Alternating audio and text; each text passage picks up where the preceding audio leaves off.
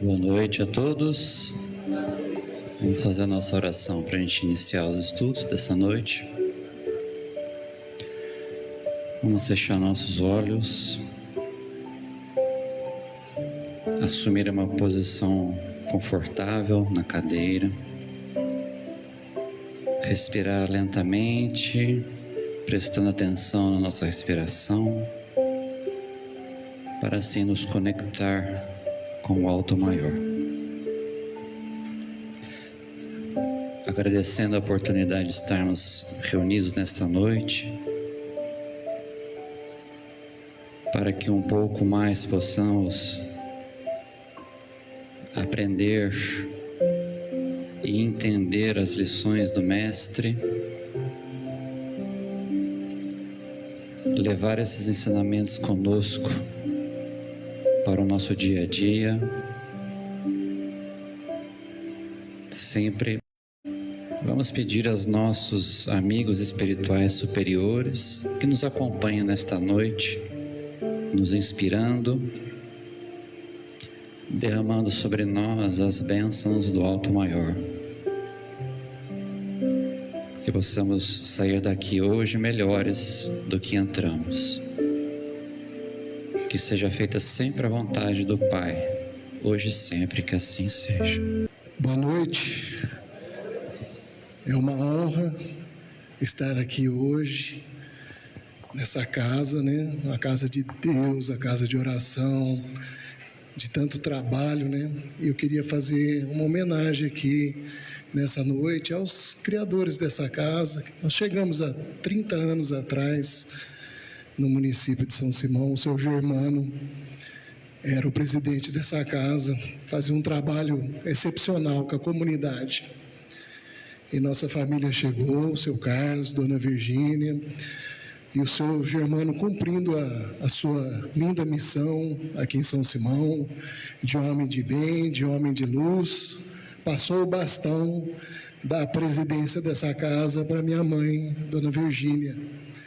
E onde esses 20 anos, um pouco mais de 20 anos, na presidência, com o seu Carlos, trabalhando com muito suor, com fé, construindo tijolo por tijolo, da edificação desse prédio, da edificação da sociedade, de serviços prestados para nossa comunidade, atendendo as gestantes, evangelizando. E eu cresci assim, num lar espírita, de amor, de bondade, de luz. E hoje, vendo esse auditório, eu lembro das montagens dessas cadeiras, de todos os tijolos, os detalhes, tantos esforços da minha mãe para a gente poder estar aqui hoje, reunido nesse salão. Isso me emociona um pouco, de lembrar da história da vida dos meus pais, que viveram por Cristo, por Jesus, pelos ensinamentos dele, e passaram para nós, a família.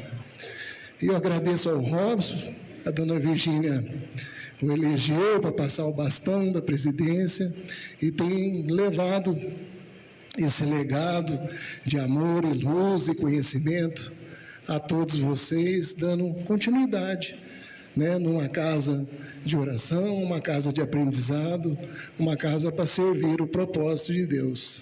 E eu, com muita honra, hoje recebi o convite, o desafio, a minha primeira palestra aqui, emocionado, né, por lembrar, passar um filme, né, na cabeça da gente, lembrando de tudo, até chegar aqui nessa história. Então, nós vamos começar falando que só o amor que transforma, porque eu vim de uma família de amor e aprendi que o amor consegue transformar a vida das pessoas.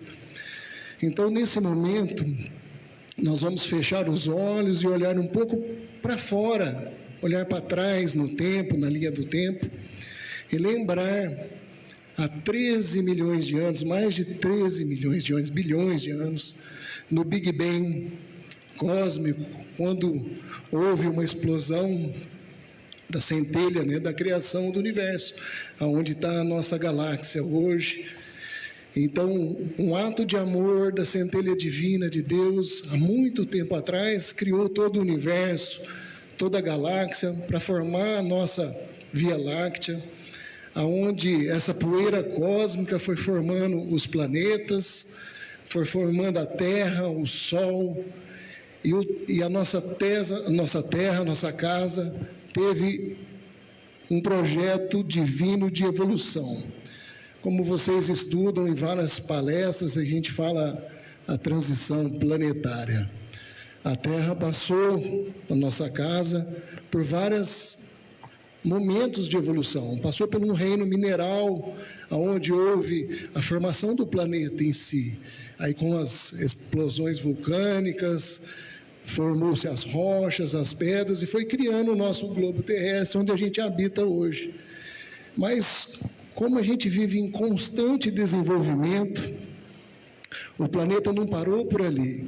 Aí começou uma reação, onde houve as chuvas, e foi criando as águas, e criou 70% de água no nosso planeta, 30% de terra. E começou com essa água, vinha a vegetação, que foi o reino, a evolução, que foi o reino vegetal, aonde Deus colocou as plantas, a fotossíntese. A planta é um exemplo de amor, que ela só veio para servir na terra, ela dá os frutos, ela transmite o amor da criação de Deus.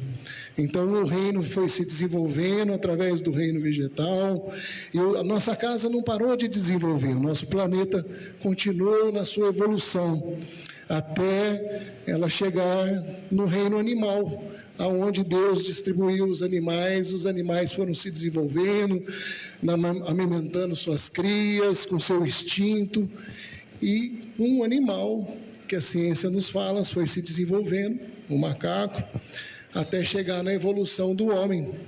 E o planeta não parou de se desenvolver, porque o homem passou o desenvolvimento a pensar, a ter sentimentos e receber a alma. E nessa fase da transição planetária do nosso planeta, o nosso planeta virou uma escola de almas, onde a gente vive um momento atual que chamamos de provas e expiações. É onde existe toda essa dualidade que a gente convive no dia a dia, onde a gente tem que viver a matéria e viver a nossa fé, a fé que é uma bússola que nos orienta para alguma coisa que a gente não enxerga, para a espiritualidade. Então, nós temos a fé da criação do nosso Mestre sem enxergar, e esse é o mundo espiritual, né? O mundo do desenvolvimento. Então, hoje, se a gente for pensar em toda a criação, até a Terra chegar nesse momento que a gente está vivendo essa transição, né, que é o ciclo evolutivo da nossa casa, nós vamos passar para uma nova fase na Terra, que é o planeta de regeneração. É a nova fase, aonde, nessa escola de almas, nós viemos com uma finalidade. Então, quando nós estamos aqui na Terra, vivendo nesse momento da Terra, talvez seja, de toda a evolução, desde a criação do universo até agora, a fase mais importante.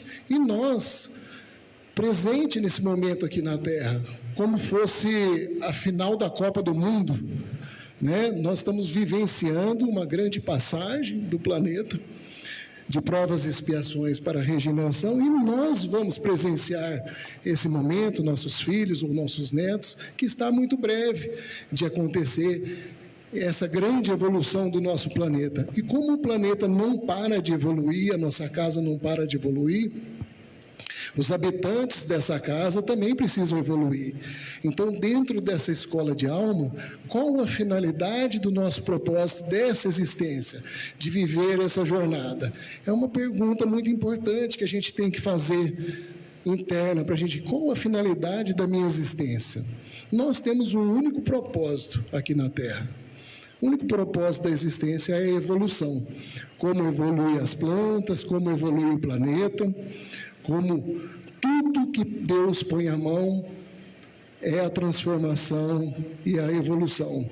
Se nós olharmos o universo, a grandeza e o momento que a Terra está vivendo, o que nós vamos passar nessa transição planetária, o que fica de lição? Que nós, alunos, né, aqui de aprendizados, temos que desenvolver os sentimentos de amor, os sentimentos crísticos dentro do nosso coração.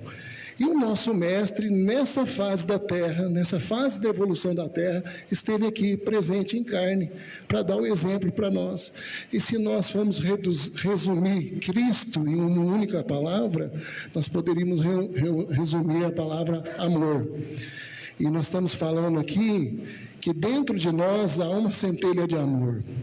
E o amor que a gente consegue irradiar, ou que a gente consegue praticar, é a verdadeira demonstração do grande Criador dentro da gente.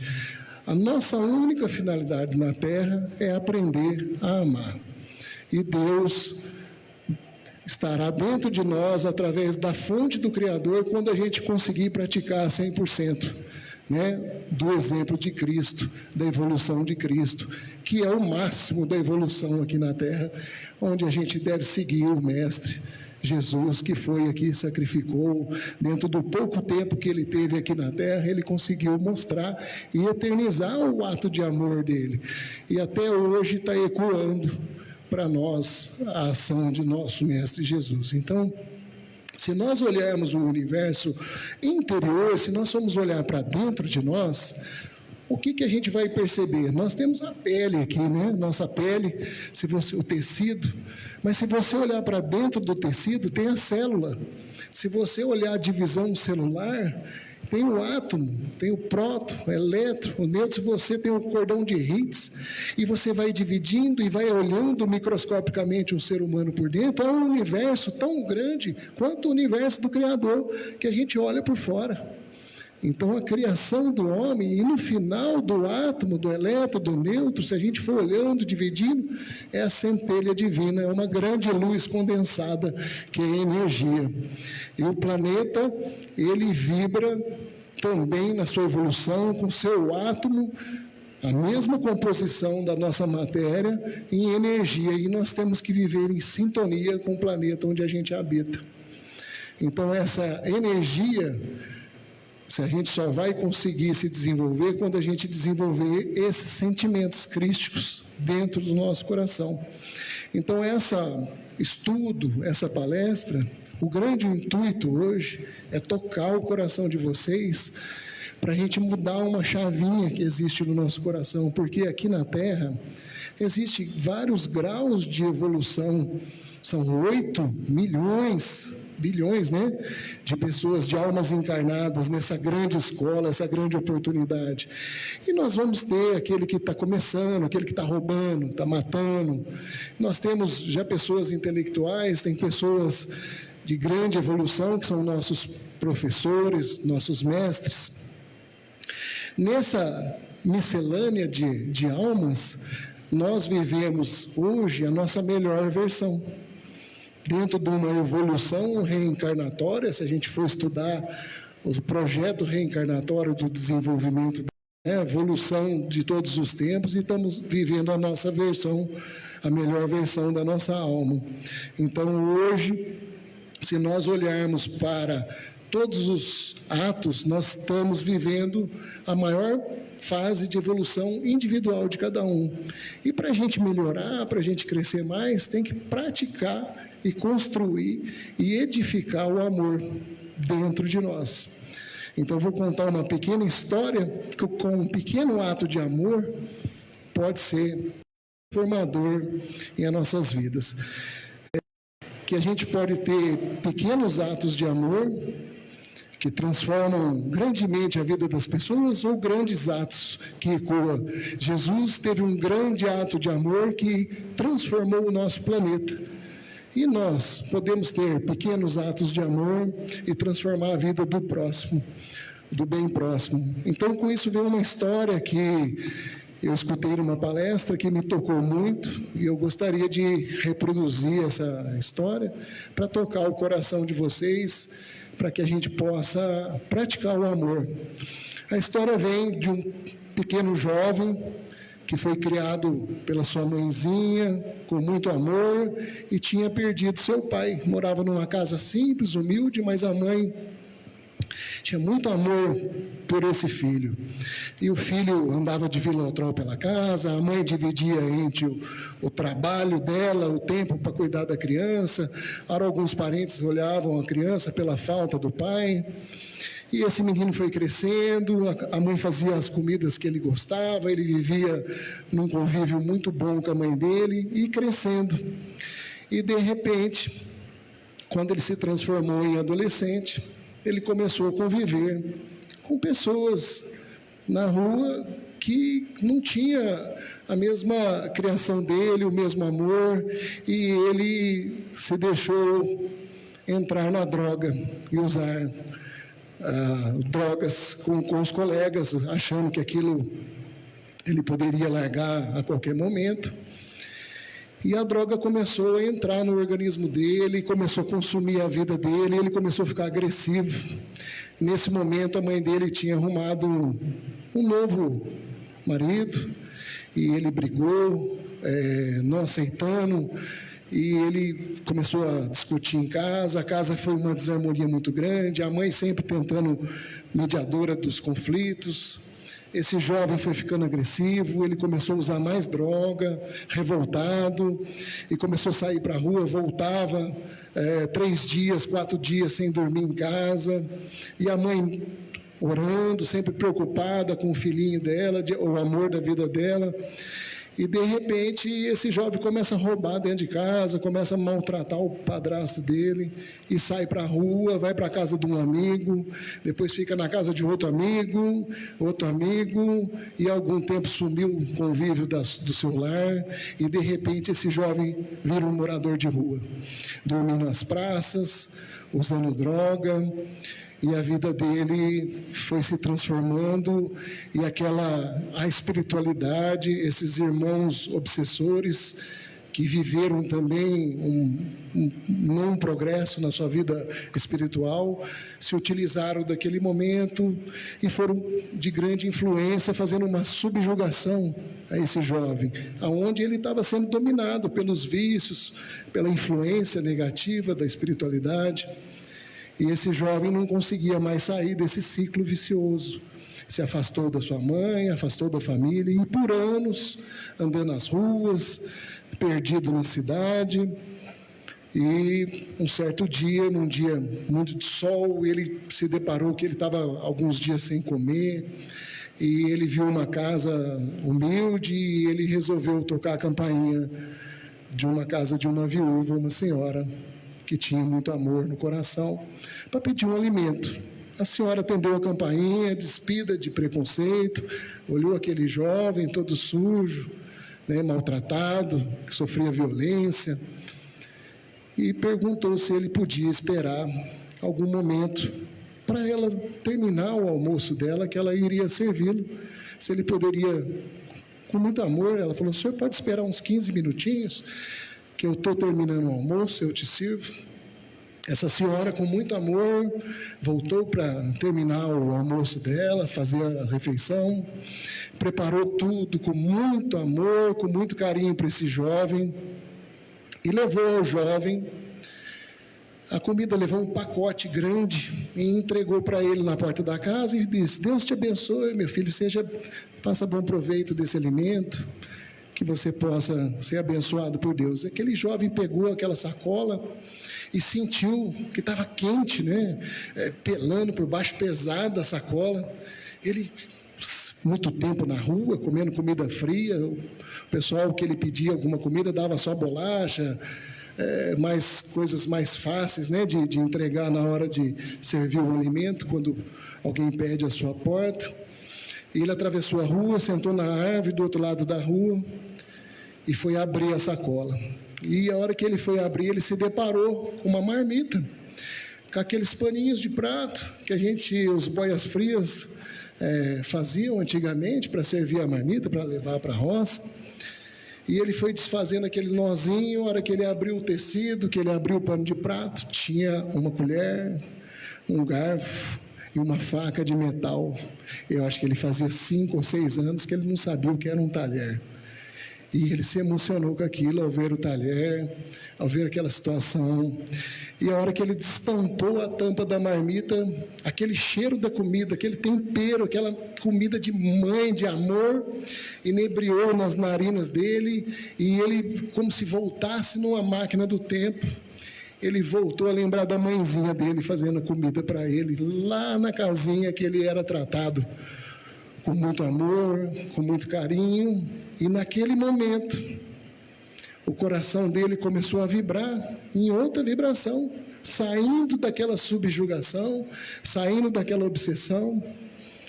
E ele mudou o estado vibracional dele, e naquele momento ele começou a chorar. E ele ajoelhou no meio-fio, abriu os braços, olhou para o céu e agradeceu a Deus o momento do alimento, que era muito difícil ele ter contemplado aquilo na vida dele. Naquele momento, o feixe de luz abriu e ele orou para Deus assim, que estava com saudade da mãezinha dele. Falou: Deus, estou morrendo de saudade da minha mãe. E naquele momento, os espíritos que estavam obsediando ele lembraram das suas mãezinhas, sentiram aquela vibração. E naquele momento, os anjos, as mamãezinhas, as vovozinhas daqueles espíritos obsessores começaram a fazer o recolhimento. E era uma multidão, eram centenas de espíritos obsessores que começou a ter o recolhimento. E aquela cena era uma cena invisível, mas era uma cena gigante, né? De uma ação, de uma simples marmita. E o seu anjo da guarda ainda foi na casa da mãezinha dele, cutucar ela, falou: sai, minha filha, vai buscar seu filho. E começou a estigar, e ela deu uma inquietação na mãezinha e falou para o marido dela: vamos sair na rua, vamos pegar o carro, vamos atrás do meu filho, eu estou com uma intuição. E ela saiu com o carro perdido, e aquele rapaz sentou para deliciar aquela marmita. Tinha passado aquele momento, né, de vibração positiva, ele teve uma conexãozinha com Deus, onde houve um trabalho da espiritualidade gigante. É a mãe andando sem rumo com o carro, vai bater em cima da onde o menino estava parado. Quando ela chega lá, é só alegria. Ele tinha acabado de fazer sua refeição. Ele, mãe, estava pensando em você. Ela abraça e chora, um momento incrível. Ela leva o rapaz para casa. E aí ele mesmo pede para ser internado. Ele trata das drogas, se livra dos vícios, se livra da obsessão, busca uma religião, busca se ligar em Deus. E a vida desse rapaz transformou. Ele casou, teve filhos, é um trabalhador e seguiu a vida em diante. Então, só o amor transforma, é uma pequena marmita do amor. Quantas marmitas nós estamos dispostos a servir? Porque um pequeno ato de amor pode transformar a vida de alguém, que pode transformar um grande universo. Ou como grandes líderes, né? Chico Xavier transformou uma nação, né? O amor dele era tão grande que ele conseguiu transformar o Brasil. Hoje ele é referência no mundo, no Brasil. Jesus, com seu grande amor, transformou o nosso planeta. Então, nós estamos vivendo uma escola de almas para aprender a amar e edificar o amor dentro do nosso coração. A finalidade da nossa existência, a finalidade do meu estudo hoje, é transformar, é virar uma chavinha no coração de cada um que está sentado aqui, para que a gente possa refletir. Não tem o bem ou o mal. Nós temos um grande exemplo de um apóstolo, que eu gosto muito de citar, Saulo, que transformou em Paulo, né? Ele era um perseguidor de cristão, e quando a luz de Jesus apareceu na vida dele, a chave virou, e ele entendeu o sentido do que nós estamos estudando hoje aqui, do amor.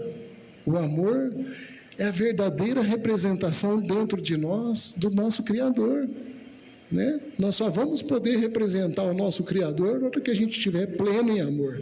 Eu sei que a gente vive um planeta de dualidade, tem que pagar boleta, tem que pagar conta, né? Tem que viver o dia a dia essas dualidades, mas a gente tem que buscar a edificação do amor dentro do nosso coração. Então, toda essa desenvolvimento que a gente vive no planeta é em busca do amor. Então, o nosso desenvolvimento é dos sentimentos crísticos, que a gente fala na transição aí, fala muito em despertar da consciência, né? A consciência, na verdade, é despertar para amar as pessoas, amar a nossa sociedade. Hoje a gente pode transformar a vida do vizinho, da nossa família, ou pode transformar a sociedade em que a gente vive. Nós vamos sair por uma luta para dias melhores para nós.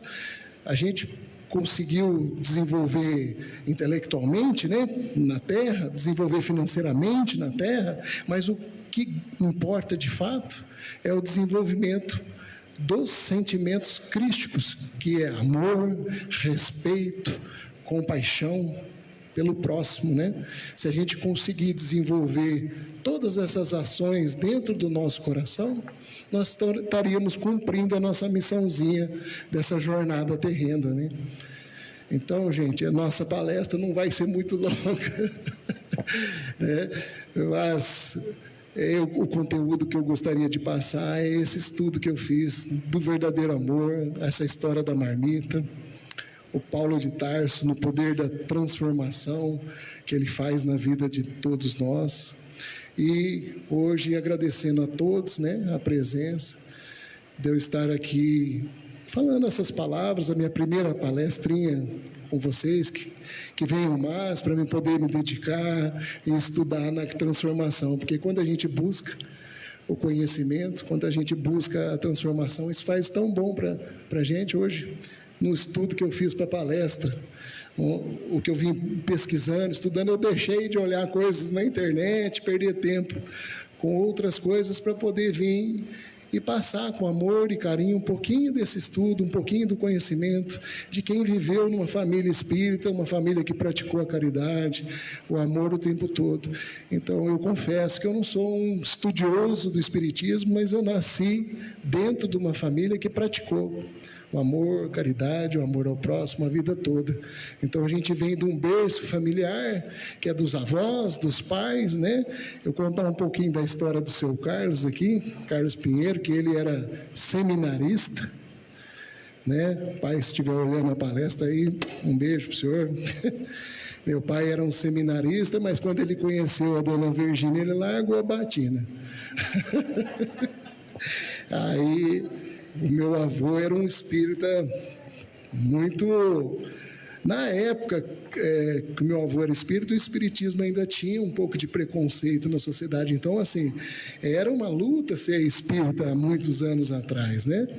Hoje é bem tranquilo, porque as pessoas têm consciência que a religião é uma etapa de conhecimento.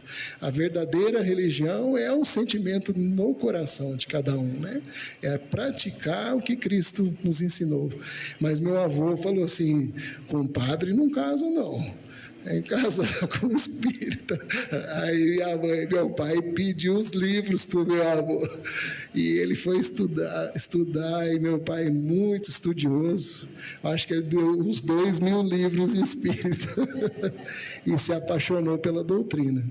E praticou a doutrina e teve fé na doutrina. Até a nossa vinda para São Simão, mais a família do Zé Lamana, né? Dona Zilda Lamana, saudosa, foi tudo apostando e acreditando na equipe espiritual, que eles entregaram a vida deles, entregaram a família, a vida, os bens, tudo em orientação de uma equipe espiritual, a construção desse centro, todo esse trabalho de 20 anos de dedicação, foi tudo entrega, né, para uma sociedade. Todas as gestantes aqui, minha mãe faz questão de atender até hoje, né? Nasceu uma criança aqui desprovida de uma roupinha, minha mãe está com 80 anos, meu pai com 90, e até hoje eles atendem a essas fragilidades que a sociedade nossa ainda tem. Então, nós estamos aqui para contribuir, né, amar o próximo, que é a minha família, e contribuir para a minha sociedade. Como a gente não tem um estudo tão aprofundado, mas a gente tem um sentimento de amor, a gente quer contribuir para a cidade, quer contribuir para a sociedade, quer contribuir para a nossa região, para que a gente viva dias melhores, para que as pessoas tenham prosperidade. E eu estou aqui de coração, hoje é uma palestra de coração, porque a Thaisa falou, você não vai seguir um script? Aí eu falei assim, eu gostava das palestras do meu pai, ele não tinha script. Veio né? O seu Carlos vinha e falava, quem passou o tempo aqui, que ele foi palestrante muitos anos aqui, o senhor José Lamana, são de um conhecimento enorme da vida de Jesus, do Espiritismo, e eu fui criado dentro desse meio, e o que eu puder contribuir para o centro, para vocês, né? Eu estou à disposição. Robson, quer dar uma palavrinha? Eu agradeço aí.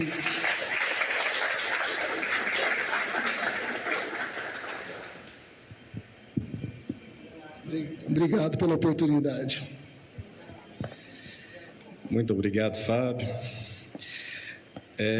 Eu gostei muito quando eu recebi esse tema. Eu havia conversado com o Fábio, ele aceitou de pronto. E eu fiquei muito contente com o tema porque eu sempre comento nas nossas reuniões de que a casa espírita, ela precisa ser esse lugar de acolhimento. Muitas pessoas às vezes chegam na casa espírita de primeira vez e às vezes já chega com medo. O Fábio falou agora mesmo com relação ao preconceito que existia há algumas décadas atrás, mas ainda nos dias de hoje a gente também lida com o preconceito. Eu fui um que cheguei na casa espírita com certo preconceito, porque quando aconteceu de eu ler a minha primeira obra espírita, eu fiquei maravilhado, assim como o seu Carlos, fiquei extremamente empolgado. Eu lembro, já contei essa história para algumas pessoas próximas, né?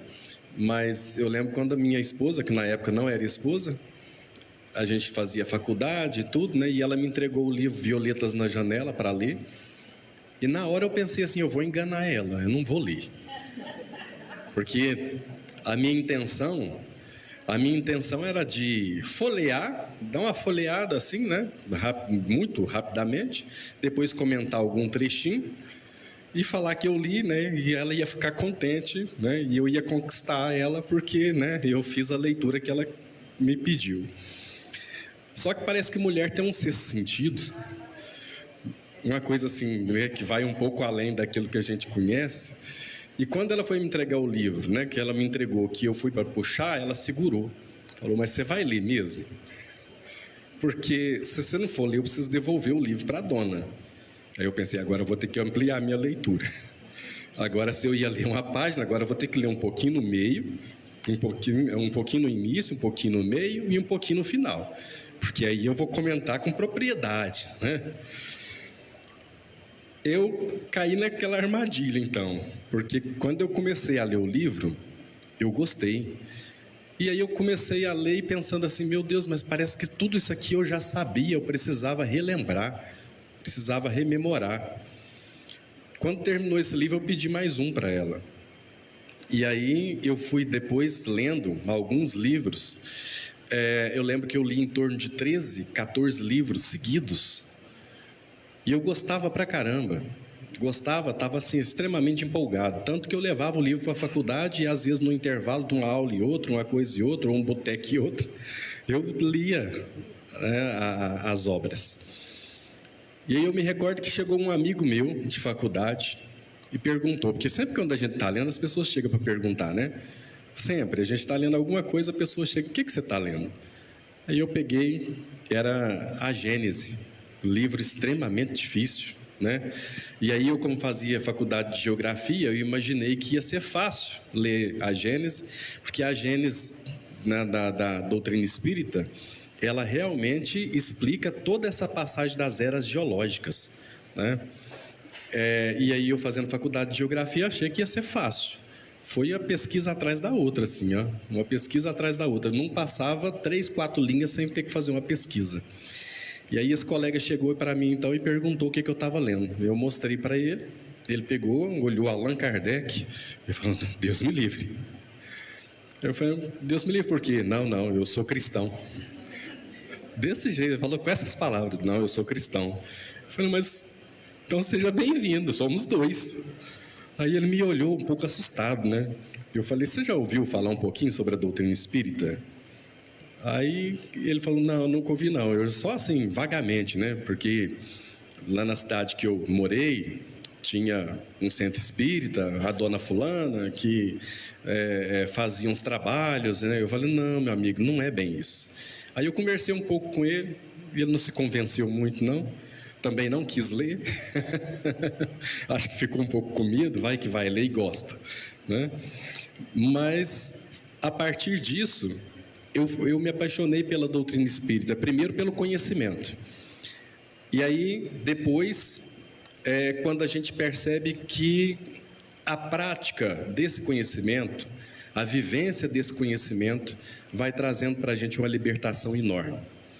E aí, quando eu decidi, então, depois de ter lido uns 14, 15 livros, a gente decidiu vir à Casa Espírita. E aí eu encontrei, por coincidência, se existe coincidência, eu encontrei com a dona Virgínia num supermercado. E aí eu pensei: eu vou falar com ela ou eu não vou? Né? Aí eu falei: não, eu vou. Eu fui e conversei com ela. Ela pegou e convidou para vir e tudo, né? E aí eu tomei coragem de vir. Sinceramente, quando eu cheguei nessa casa, desde o primeiro dia, eu pensei: o meu lugar é aqui. Porque toda a vida eu fui muito questionador. Muito questionador. Então, uma religião que consegue unir a ciência, a filosofia e a fé cristã, isso realmente me deixou encantado. Porque na maioria das vezes a gente sempre escuta, em tantos outros lugares, de que religião e ciência não se discute, porque são duas coisas distintas. Na doutrina espírita, não. A doutrina espírita, e foi isso que me deixou bastante assim entusiasmado, quando eu li na obra espírita, de que a fé inabalável é aquela que consegue encarar face a face a ciência em todas as épocas da humanidade. Aí eu pensei: gente, o que é isso? Olha só, que religião é essa que fala que a fé inabalável é aquela que consegue encarar a razão, aliás, não é a ciência, encarar a razão em todas as épocas, de face a face, em todas as épocas da humanidade. Aí eu pensei: mas é isso que eu buscava. E a doutrina espírita nos mostra um Deus que não é de castigo, é um Deus de amor. Então já não existia mais as penas eternas dentro da minha cabeça. Na verdade, lá no fundo já não existia mesmo, mas eu ainda não conseguia compreender. E por não conseguir compreender, quase me tornei ateu. Porque eu achava que eu não iria encontrar uma religião que fosse conseguir falar ao meu coração, já que eu era tão questionador. Também já contei para várias pessoas aqui de que eu frequentava uma igreja evangélica e comecei a fazer muitas perguntas para o pastor, que era um amigo meu, e aí ele não conseguia me responder. Ele abria a Bíblia e tentava, mas eu falei: não, mas não é isso que eu te perguntei. E repetia a pergunta. Até que chegou um ponto, ele falou para mim, falou: Robson, eu noto que você é um cristão de coração, mas o seu lugar não é aqui. Aquilo foi maravilhoso, né? Algumas pessoas podem entender que ele estava me querendo me expulsar. Porque talvez eu fosse ser uma má influência, né, no meio em que estava inserido, né, por fazer tantas perguntas e tantos questionamentos. Mas aquela palavra dele foi um norte para mim, porque se lá não era o meu lugar, então eu teria que procurar o meu lugar. E quando então eu li sobre a doutrina espírita e fiquei apaixonado justamente por poder encará-la com a razão, com a ciência, com a filosofia e a fé cristã e o Cristo redivivo. O Cristo da maneira mais simples e pura que eu já vi ser pregado. Aí sim, eu pensei desde a primeira vez, aqui é o meu lugar. E já na primeira vez, também por coincidência, a dona Virgínia, eu estava sentado lá pela quinta fileira, do lado de cá, quinta fileira do lado de cá, eu e a Maria Helena, e eu lembro que a dona Virgínia falava de trabalho voluntário. E aí ela olhou para mim, o salão estava cheinho, porque era a primeira reunião do ano, né? Que eles estavam voltando do recesso, em janeiro. Então o salão estava cheinho. E aí ela pegou e foi lá no meu ombro, tocou no meu ombro e falou que eu poderia ser um grande voluntário, um grande trabalhador da casa. Na hora eu pensei, né? Falei para ela, olha, eu não sei no que eu posso ser útil, mas eu quero ajudar. Eu não sabia que era tanto, não.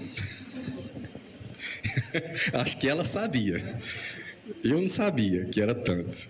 Porque aí depois ela foi soltando de conta-gota, né? Foi bem de pouquinho. Até chegar o convite do trabalho, e eu fugi algumas vezes. Até realmente eu e a Maria Helena aceitarmos o convite dessa doutrina maravilhosa através da dona Virgínia, do seu Carlos. E eu sempre que posso agradeço também a eles. Assim como agradeço também ao seu Germano, que eu cortava sempre cabelo com o seu Germano e ouvia as histórias dele. E ele também me falava com essas palavras: você ainda vai ser um companheirão lá na casa. Eu esperava que fosse um companheirão nós dois encarnados, porque rapidinho ele foi, desencarnou, né? Mas continuou trabalhando do outro lado. Já tivemos notícia que continua trabalhando do outro lado. Então, estamos todos trabalhando juntos e eu tive a honra, né, de conhecê-los. Tanto o seu Germano, quanto a dona Virgínia, o seu Carlos, o seu José Lamana, a doutora Zilda. Pessoas assim que direcionaram para que hoje eu pudesse servir nessa casa de oração.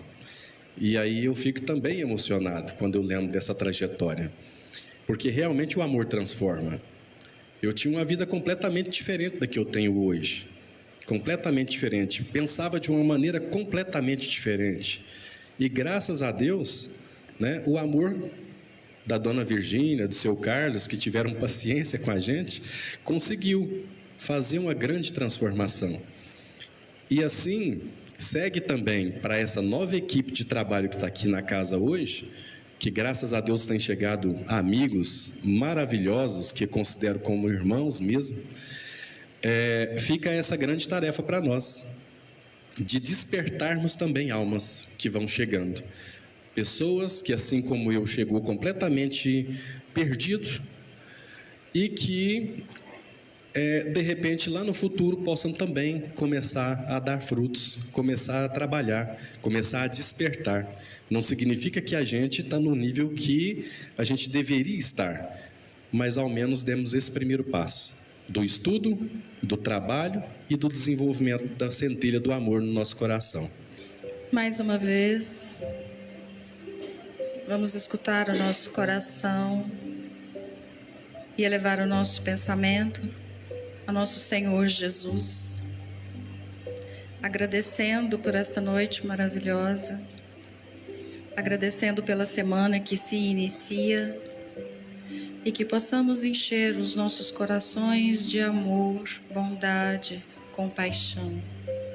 Ser uma luz acesa por onde caminharmos, distribuindo pétalas de amor e bondade, pétalas de bom ânimo e alegria de viver.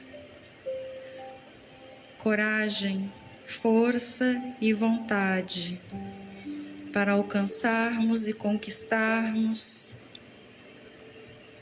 a felicidade, a paz, a harmonia e poder compartilhar com todas as pessoas que cruzarem o nosso caminho. Poder deixar em vossos corações o mesmo amor, a mesma alegria que buscamos.